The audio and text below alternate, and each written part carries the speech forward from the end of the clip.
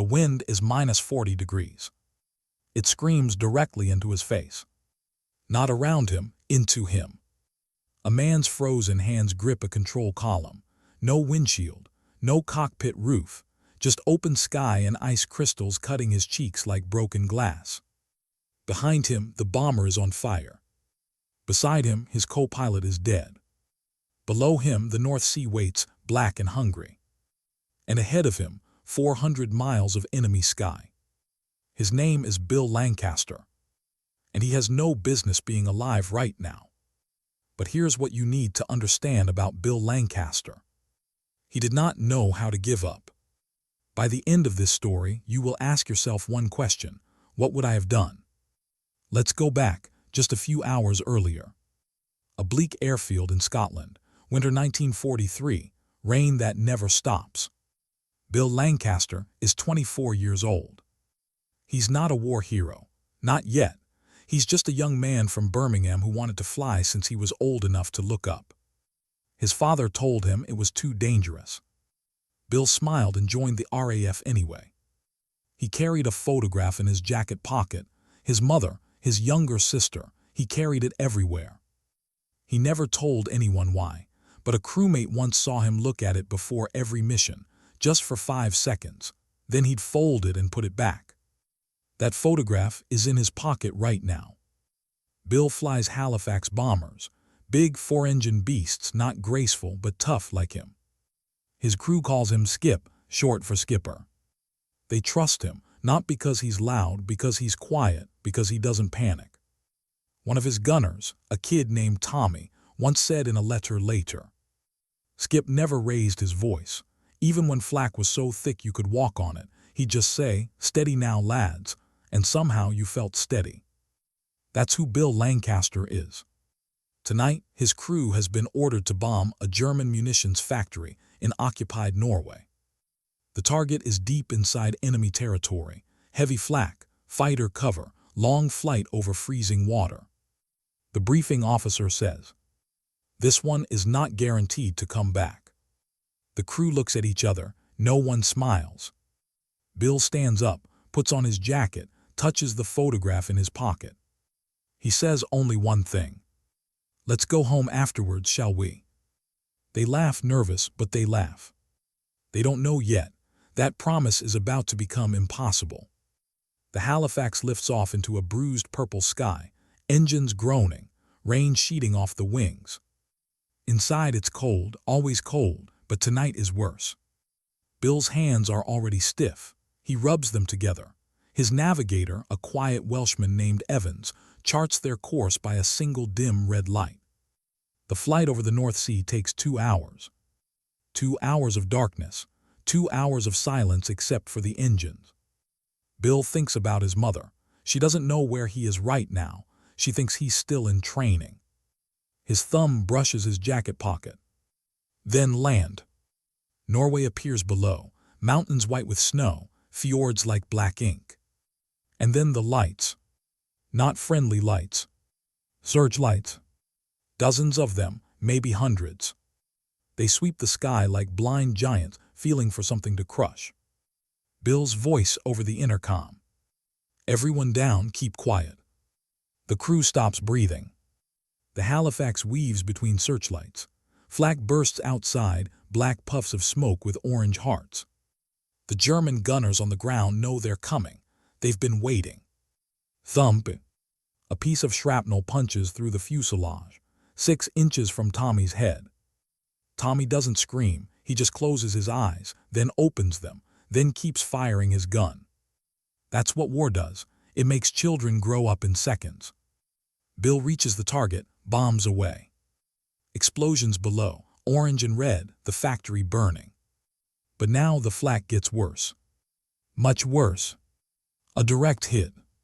The whole bomber shakes like a dog with a rat in its teeth. Bill feels the controls go slack, then heavy, then wrong. Behind him, someone yells, "We're on fire, starboard wing." Bill looks right. Flames crawling along the wing like hungry fingers. Then another hit. This one tears through the cockpit. Metal screaming, glass exploding, the roof of the cockpit gone, ripped away like a tin can lid. The wind hits Bill like a fist. -40 degrees, at 200 miles per hour. He cannot breathe for a moment. The air is stolen from his lungs. He turns to his co-pilot. The co-pilot's seat is empty. The man is slumped sideways, blood on his face. His eyes are open, but he is not seeing anything anymore. Bill reaches over, touches his wrist, no pulse. He pulls his hand back. And then, quietly, he says something the intercom barely catches. "I'm sorry, I'm so sorry." But there is no time for grief. Because the fire is spreading, and the North Sea is 15,000 feet below, and every man on this bomber is looking at Bill. Waiting. Bill Lancaster's face is covered in ice.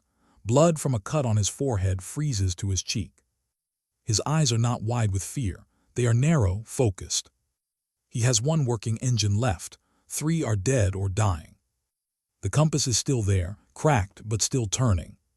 He looks at it. Then he looks east, toward Scotland, 400 miles away. And he makes a decision. He says over the intercom, voice barely louder than the wind, "We're going home." The navigator Evans shouts back, "Skip, we can't. The fuel, the fire will never." Bill cuts him off. "I didn't ask if we could. I said we're going." Bill pulls back on the controls.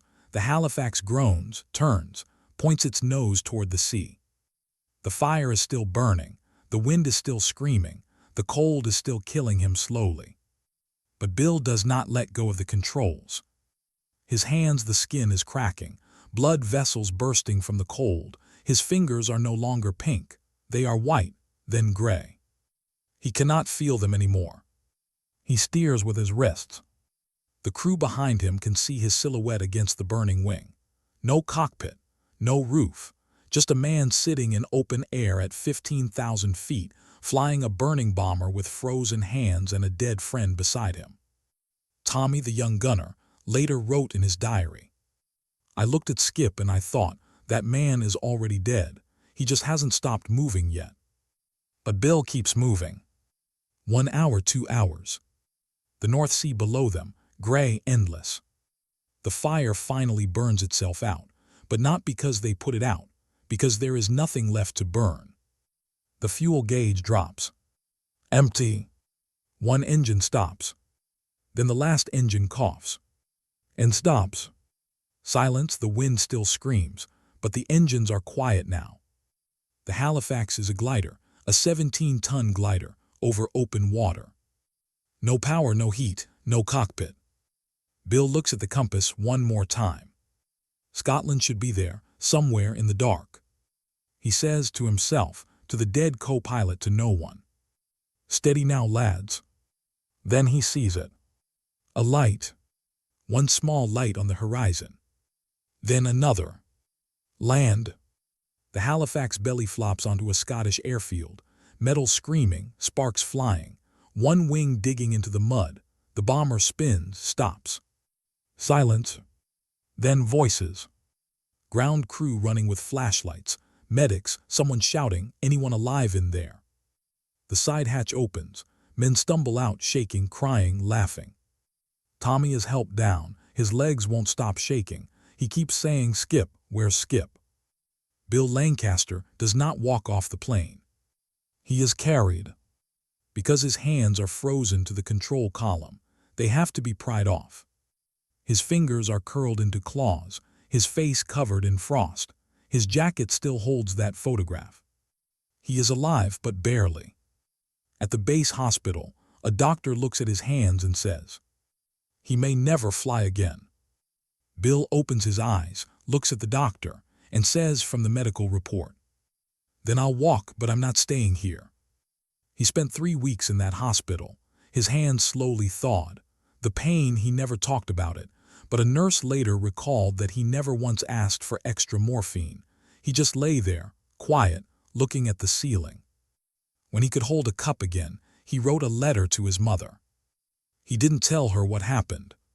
He just wrote, "Still flying, Mum, still coming home." That letter is now in a museum.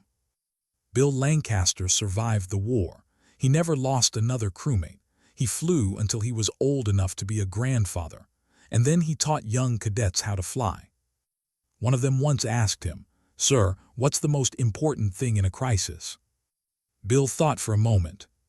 Then he said, "Don't stop, even when every part of you wants to, even when it's hopeless. You keep going, because sometimes hopeless is just a few miles from home." A black and white photograph of Bill Lancaster, young, smiling, standing beside a Halifax bomber. We think about what he did. No cockpit, no roof, no heat, a dead friend beside him, hands freezing solid, 400 miles of enemy water below. And he did not let go. Not because he was fearless, because he was afraid, and he kept going anyway. That's the difference. Heroes aren't the ones who aren't scared. They're the ones who feel the cold, feel the fear, feel the weight of every person counting on them. And they still say, "Steady now, lads." Bill Lancaster flew his burning bomber home with no cockpit. But really, he flew it home with something else. Something you cannot see in a photograph. Something you cannot freeze. Something that doesn't need wings. A heart that refused to quit. He did not stop, he would not stop.